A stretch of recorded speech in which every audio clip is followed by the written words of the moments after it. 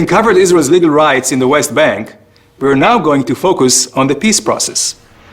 Many suggest that Israel's presence in the West Bank, what some people call the occupation, is the cause of Palestinian hostility towards Israel, and the reason there is no peace.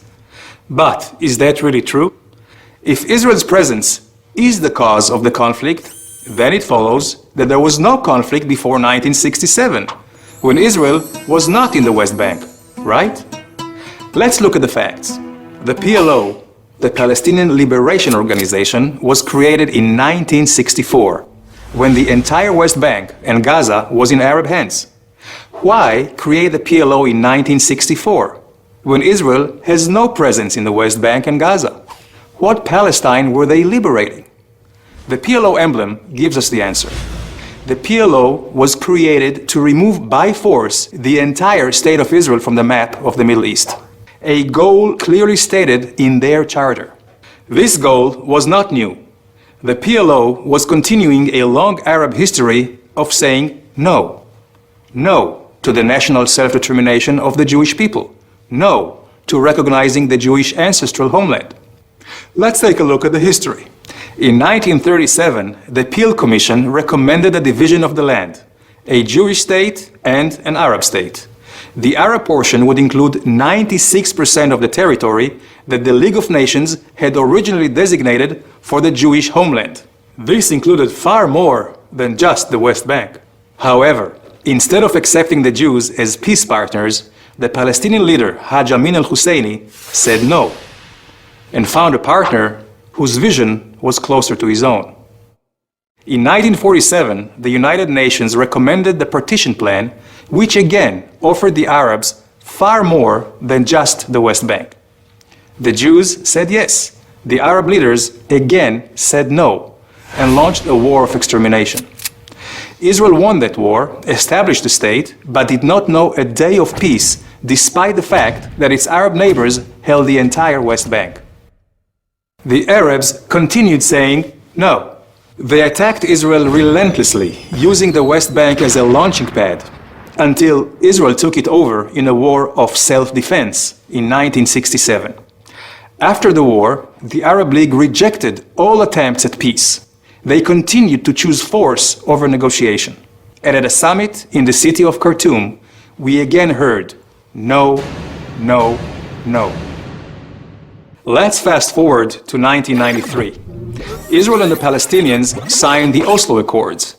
Were the Palestinians finally saying yes? It appeared so. Israel said yes and gave territorial control to a Palestinian government it helped establish.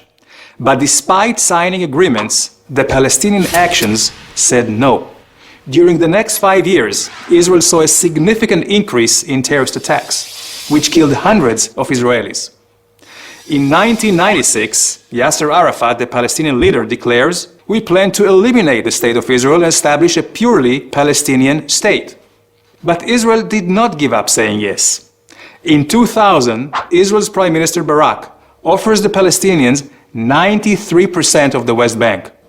Again, the answer is no, together with increased terror. In 2005, Israel withdraws from the Gaza Strip, uprooting 8,500 Israeli citizens, hoping to advance peace. The Palestinians again say no. This time they increase rocket attacks from Gaza against Israeli civilians by over 500%. In 2008, another Israeli attempt at yes. Prime Minister Olmert accepts nearly all Palestinian demands, including handing over almost 100% of the West Bank with minor land swaps. The Palestinians, again, no. So what can we conclude? 1. The conflict was not caused by Israeli presence in the West Bank. The real cause of the conflict, until today, is the long-held Arab history of saying no. No to peace, no to the existence of Israel. Because no is consistent with Palestinian policy, education, and media. Political and religious leaders continuously promote Israel's destruction. 2. Israel has said yes for decades and has proven that by signing peace with Jordan and Egypt. So, Where do we go from here? How do we achieve peace? With some goodwill, mutual recognition of the right to self-determination, and real compromises on both sides. Israel, for its part, will continue saying yes to a real and enduring peace. But for the peace process to succeed, the Palestinians will have to give up their uncompromising choice of force over negotiation and of choosing no over yes. It's about time.